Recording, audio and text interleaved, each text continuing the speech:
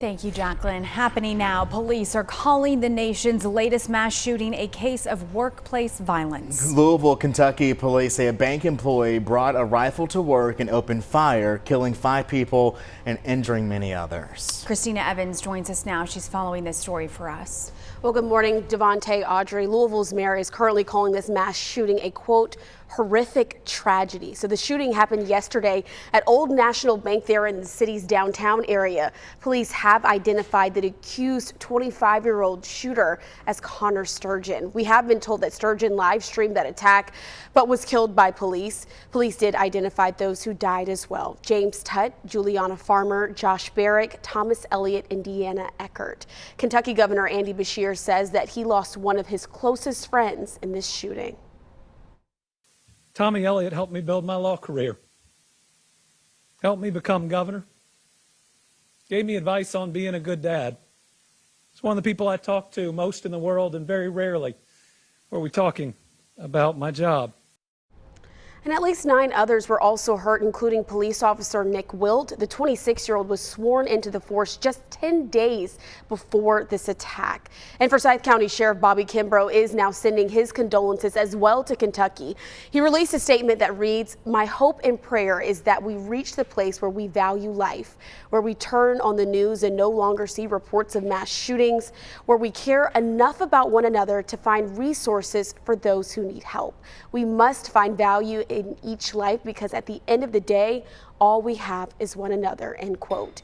Police and federal agents did search the suspect's home for clues that may help them understand how and why this shooting happened. The investigation, though, remains open at this hour. Governor Andy Beshear did praise those first responders for their quick action and preventing even further loss of life. And our coverage of the Louisville mass shooting continues throughout this Tuesday morning, and NBC's Maggie Vespa will report from that area later today on the Today Show that begins at 7 a.m. This morning here at home, several people injured in a pair of crashes in Greensboro are waking up in the hospital. Police say the accidents happened after 10 o'clock last night on Randolph Avenue and Pisgah Church Road. They're just 6 miles away from each other. We're told someone was seriously hurt in the second crash. Investigators are looking into what led up to both of them. This morning, Randolph Avenue and Pisgah Church Road are back open for your morning drive. Take a look at this. This morning, a driver who crashed their car into a building in Asheboro is also recovering. The Asheboro Fire Department shared this picture of the scene last night on Dixie Drive. It appears the car went down an embankment over a retaining wall and right into that building. Firefighters had to stabilize the car in order to get that driver out. We're told the driver was taken to the hospital. The car was later removed from that building. Today, a man accused of shooting another man in Guilford County is expected to appear in court. 21-year-old Malik Scales is in jail without bond this morning. The Guilford County Sheriff's Office found the 25-year-old victim Friday in Brown's Summit at a home on Doggett Road. We're told the victim is recovering in the hospital. Scales is charged with attempted first-degree murder and assault in the presence of a minor. Starting today, some high school students in Winston-Salem Forsyth County schools will have to pass through metal detectors in order to get to class. District leaders bought 74 detectors as part of the 2022 school safety grant. Right now, some portable metal detectors are being moved from middle schools to high school campuses. This will allow the district to increase how frequently they do random unannounced checks on bigger campuses as part of the district's safe entry plan. Also today, Democratic Congresswoman Kathy Manning and Health and Human Services Secretary Xavier Becerra will be in Greensboro. The pair is conducting a roundtable discussion today on reproductive and abortion rights. It will be held at 11 o'clock at UNCG's Union Square campus. That's on Eastgate City Boulevard. The event follows a decision by a Texas judge that would suspend FDA approval of an abortion drug. Plaintiffs in that case have until tonight to respond to requests for a hold on that order. A federal judge says the FDA should suspend approval of mifepristone, saying the agency did not consider the trauma and stress women can suffer from ending a pregnancy. But dozens of officials from biotech and pharmaceutical companies sent a letter highlighting the FDA's right to regulate safe and effective medicines for every American. We are ready to fight. This is going to be a long fight. We understand this. We stand by FDA's approval. I think that 90% would be okay with listening to the FDA rather than a judge who used an old law that was determined unconstitutional by the Supreme Court.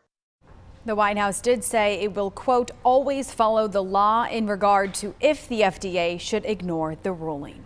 At 6:07, let's go to Washington. In state of addiction, the Biden administration is out with a new strategy this morning, finding and stopping the source of dangerous drugs before they're produced and sold. Amy Lou is live for us in Washington this morning. Amy, the plan here targets synthetic opioids like fentanyl. Exactly right, Audrey and Devonta. And the White House released a new plan this morning targeting and disrupting illegal fentanyl supply chains well before they enter the U.S. Now, the White House says that it's working and sharing information with other countries to stop access to certain chemicals and materials needed to produce fentanyl. They're also working with private companies to keep raw materials and capital out of traffickers' hands. The administration is calling on Congress to close loopholes, making it easier to regulate illegal drugs that have had their ingredients slightly changed to avoid detection. Congress temporarily closed one loophole by reclassifying all fentanyl-related substances as Schedule I drugs. Those are drugs that have no apparent medical use and have a high potential for abuse and addiction, much like heroin. The measure will expire at the end of 2024, and the administration is asking Congress to make the reclassification permanent. Now, federal agencies are seeing a year-to-year uptick in drug seizures from other countries. That includes the Postal Service that handled 150% more fentanyl coming across the Mexican border last year. Reporting live from Washington this morning, I'm Amy Lou, WXII 12 News. Amy, thank you for that report. At 6:09 tonight, leaders in High Point want your input as they plan for the future. 2 open house meetings are today for the 2045 comprehensive plan. One is this morning at the library on North Main Street. The other is tonight at the Deep River Friends Meeting House on Wendover Avenue. You can learn about the planning process, help identify the things the plan must get right, and share your thoughts on community values. All righty, if you were just waking up with us, Jacqueline has another update on our forecast. Another chilly morning, but hey, the warm up is nice. Yeah, and this is the last frosty morning, Jacqueline. That's right. It is the last frost advisory we'll see through the 7-day forecast. And even as we head into the later part of the day, we've got a really impressive warm up. So looking outside right now, we're in the 30s and 40s. It's very chilly outside, but as we're heading through the next couple of days, we are in the 40s for your Wednesday and Thursday mornings. Our average low right now is 47. So we'll be back to normal by the later part of the week, and then Friday and Saturday above normal. Of course, these above normal temperatures are at least partially because we've got some cloud cover in the overnight hours during that time frame and some rain, but at least we won't be dealing with the chill anymore. Here's a look at our 12-hour forecast. Today, temperatures will get all the way to the low 70s. So for some, that means a 30 to even close to 40-degree temperature increase. We've got sunshine that helps us get there and some air coming in from the west and from the southwest. As we're looking towards the foothills, temperatures get to the upper 60s, sunny skies, light and variable winds. After a chilly start, we will definitely be grateful to get close to 70 degrees in the high country, in the foothills, and in the high country, temperatures will get into the mid 60s there. Sunny skies and winds at 5 miles per hour. A really beautiful day here for your Tuesday, and you see that we really don't have many clouds in the area even. Things are just nice and quiet for us as we head through Tuesday, Wednesday, and Thursday. Thursday with those temperatures getting to 80 degrees, so even a little bit warmer. Some gorgeous days ahead. We do have rain chances returning to our picture though by the weekend. We've been kind of in this rut, in this pattern of seeing rain chances for the weekend, where Friday we've got that 40% chance for showers, and then we'll have some thunderstorms possible on Sunday as well.